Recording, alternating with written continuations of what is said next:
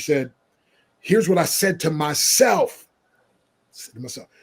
If I did it before, I can do it again. But this time I'll do it faster and easier because I'm older and wiser. And now I have the experience, because the first time I did it, I never done it before. But now that I've done it, I know I can do it. But I was like, whoa. And so I kept thinking about what he said, and I kept saying, okay. And I would say this every day to myself. I say, I'm a man that happens to be low on cash, but God and I are changing that fast. I'm a man that happens to be low on cash, but God and I are changing that fast. This guy calls me, so they have me speak, and he says, now look, he says, it's a network marketing company. He says, so I hope you don't mind, I put a spot in for you, but if you speak and somebody, because I know you know a lot of people, if they come and they want to, they're interested, just send them to me and I'll put them in the deal, whatever, and you don't have to worry. I said, okay. I said, because I'm just, I just want to concentrate on my speaking.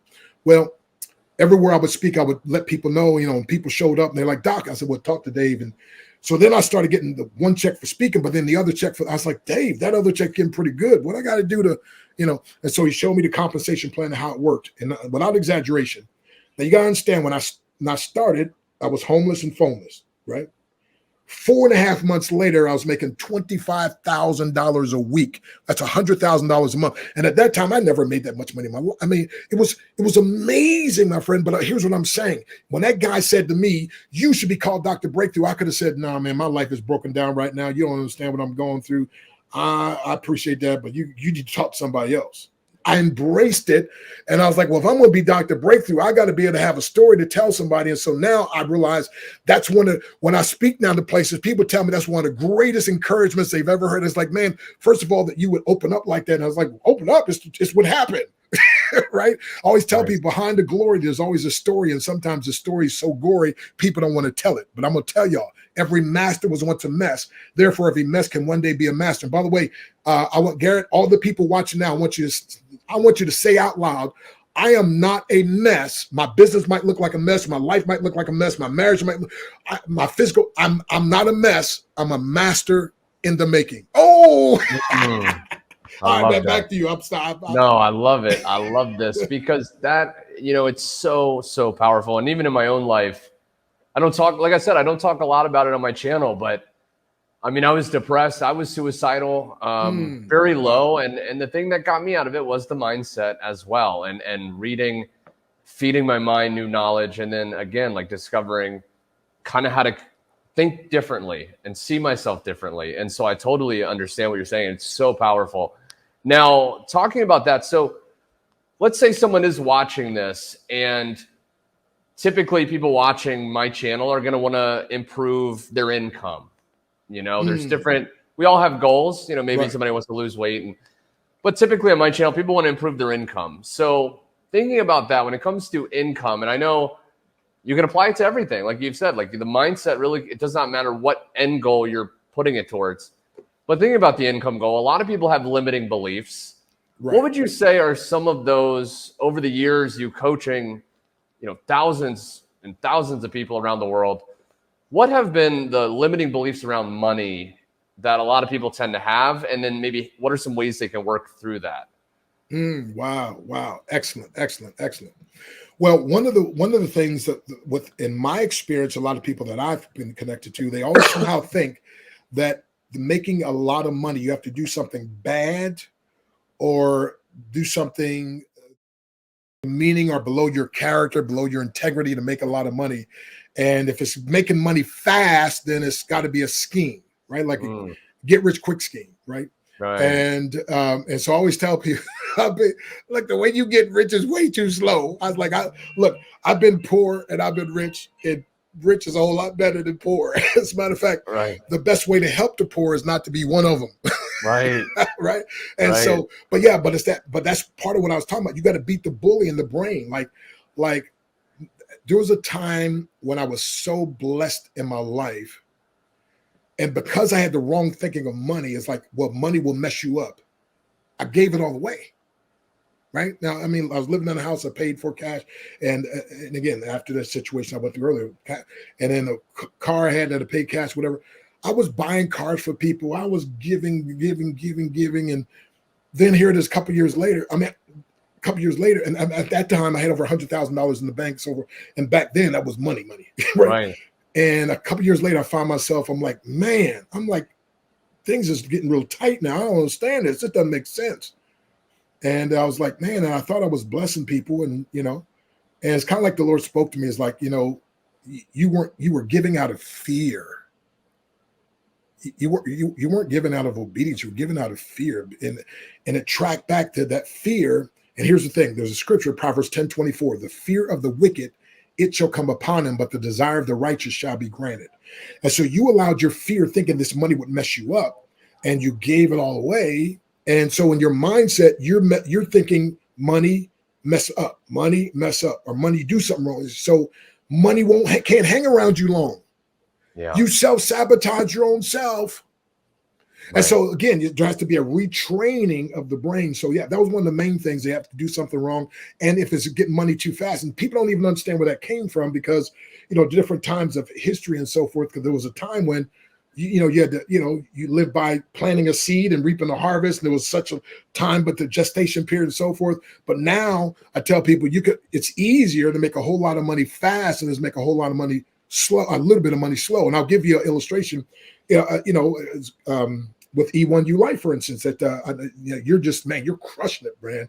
Oh, and what I love too is you do things that you explain to folks how to do that. Well, so Dwayne asked me to be the chief breakthrough officer and work with him some. And so Dwayne Golden. Yeah, Dwayne Golden. Yes. Who's affiliated with E1U. Exactly, E1U Life, right. Which is the affiliate program that I've been really helping people with lately. If people have seen my channel just for a second, if they don't know what that is, it's the folks, program. If you got some money issues, get with Garrett and get with that program.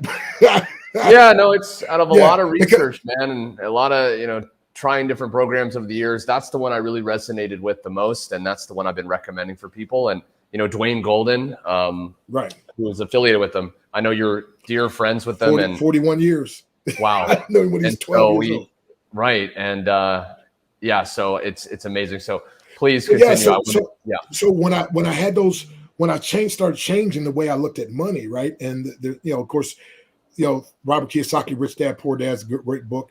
Dwayne's brother Myron Golden's got a great book, From the Trash Man to the Cash Man. And by the way, I remember I knew him when I used to have to give him money all the time, right? And then I was with him when he spoke at a place and made like $3.8 million in 43 or 42 minutes, some crazy thing, like incredible.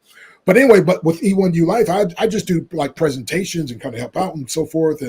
And one of my friends called me and he said, man, I need, he told me what he needed. He wants to put together his own affiliate program and so forth. I said, well, man, E1U Life, that's the newest project that they have. And they'll actually build it out for you, customized and everything. He's like, are you serious? I just made the connection. And guess what, my friend? The same day I got a thing, $5,000 for helping a guy solve a problem. Are you with me? So folks, when you got to reconstruct. As a matter of fact, I do a whole thing. I got a free course about the art of selling without selling, or how to sell without being a sellout. Because most people think if you do something with selling, you're a sellout, or you're doing something. And so because that's the way I was thinking, and it was the biggest blessing to my life that I was fighting against for so long, because I kept thinking selling is some fast talking, loud talking person's trying to get me to buy something I don't really need just so they can make money, whatever else. I didn't realize, my friend, that true selling is serving and it's providing solutions. As a matter of fact, I even in this book here, How to Build a Big Team Fast, I have people write down the word service, and I show if you write down the word service, SERVICE, put 2 vertical lines through the S and 1 vertical line through the C, then service is the dollar and cents of everything that we do. So we don't make our money at the expense of people. We make our money at the service of people. So that guy, I got him what he needed, and I got rewarded handsomely. Then he calls to thank me. I'm like, yes, I love this. And by the way, the thing that really changed my mind was I was reading in the Bible. That's a great thing to do, if you're a Bible believer. And I came across Proverbs 11:26, and I couldn't believe it. Like, I was like, it says, he that withholdeth the corn, the people shall curse him. I said, well, I don't want to be cursed. So I kept reading. But blessing, I was, whoa, there's his, whatever this next thing is, this is what I want. Here's what it said, blessing shall be upon the head of him that selleth it. Not giveth away, no, selleth it. Wait a minute, the Holy Bible? Yeah, Proverbs 11:26. He that withholds the corn. Now watch this, Garrett. Corn is a staple today. Corn is something that people had to have. Corn is, so in other words, Solomon was saying that I have a moral and a biblical responsibility to sell something of value only to people that are valued. Now, wait a minute, if it's not valuable, can't sell it. If I don't value you, I can't sell it to you. But if I have something of value and I value you as a person, I have a moral and biblical responsibility to sell it to you. And the greatest book ever written says, I'll be blessed if I do and cursed if I don't. So I like being blessed, so watch out. So watch this. Joseph in the Old Testament was a guy who basically told the guy in charge, look, Potiphar, you're going to have this dream. He said he had this dream. He said 7 years of plenteousness, 7 years of famine. During the years of plenteousness, save up. And the years of famine, you're going to be fine. Well, guess what? The whole world comes. And so he says, wait a minute, Joseph, you just be in charge. I'll make you my prime minister. You're second in command. So the whole world, Egypt, they come to him and they say, we need corn.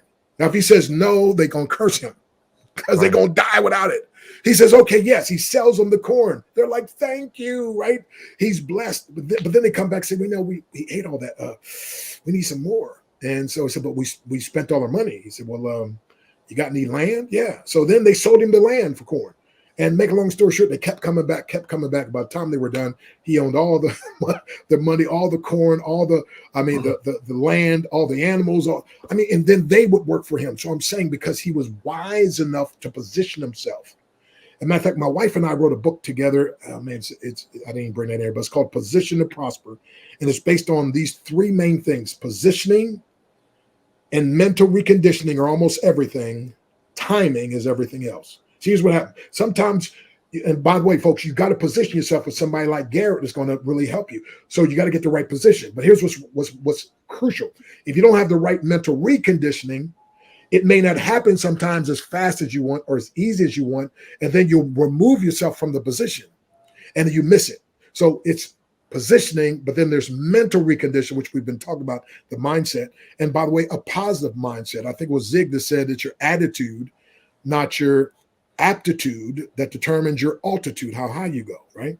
Yes. And by the way, attitude, gratitude, two words, great and attitude come gratitude. Those two words, great plus attitude is gratitude. So watch this now. So the right positioning and then the right mental reconditioning and then timing, right? Because again, sometimes the timing doesn't hit right, but if you got the right, if you've been working on your mental reconditioning, it's going to happen. Here's what successful people, we always say, it didn't happen yet. See, it's going to happen. It just didn't happen yet. I just didn't hit it yet, right? And so when you have those three things, and I tell you, you just can't lose. And so, it's all about the mindset. When the mindset is right, everything else goes easier. It's like Lincoln, I think it was, that said, or one of them said, if I had 8 hours to chop down a tree, I'd spend 6 hours sharpening the axe, and just the other because again, when the axe is sharp, it just does so much easier with so much less work. And so when I started realizing that, because I used to be a college professor, and somebody said, how'd you like to start making more money in a month than you make in an entire year? And I'm like, I am not going back to college. See, my money in my mind was more degrees, more money, right? Now, that doesn't even work these days, right? Matter of fact, I jokingly say most people with their MBAs are suffering from another MBA. It's called mini bank account. But in our business, we teach you how to get an MBA, massive bank account, without having to go to college to get an MBA, Masters of Business Administration.